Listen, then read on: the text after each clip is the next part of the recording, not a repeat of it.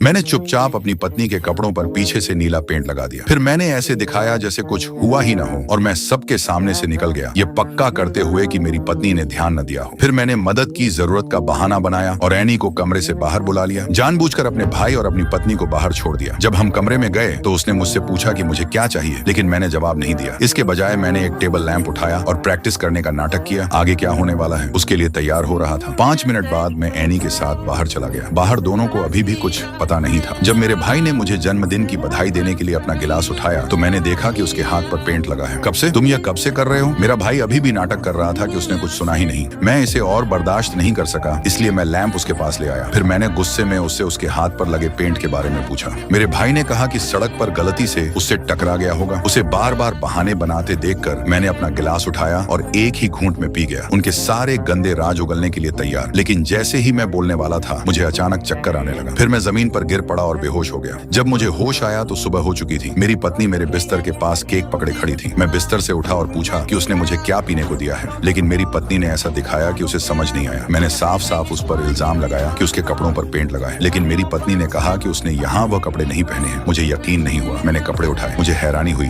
Paint गायब था। फिर मैंने पूछा कि क्या कल मेरा जन्मदिन था, लेकिन मेरी पत्नी ने कहा कि आज मेरा जन्मदिन है। मैंने जल्दी से अपना फोन उठाकर कैलेंडर देखा। सच में सब ठीक वैसा ही था जैसा उसने कहा था। फिर भी मुझे कुछ महसूस हुआ। फिर मैं बाथरूम में भागा और जानबूझकर नल खोलकर फोन किया। इस बीच मेरी पत्नी मेरे भाई के साथ सेलिब्रेट करना शुरू कर चुकी थी। उन्हें लगा कि मुझे कुछ नहीं पता और वे इंटीमेट होने वाले हैं। लेकिन तभी मुझे अपने पीछे कैमरे की क्लिक की आवाज सुनाई दी। अचानक स्क्रीन पर काले कपड़ों में एक आदमी दिखाई दिया, जिससे वे डर गए। काले कपड़ों वाले आदमी ने कहा कि उसने सब कुछ कैमरे में कैद कर लिया है और वह फोटो ऑनलाइन अपलोड करने का प्लान बना रहा है। मेरी पत्नी डर के मारे जम गई। उसे ऐसा न करने की रिक्वेस्ट कर रही थी और उसे बहुत सारे पैसे भी दे रही थी, लेकिन काले कपड़ों वाले आदमी ने कहा कि वह ऐसा नहीं करना चाहता।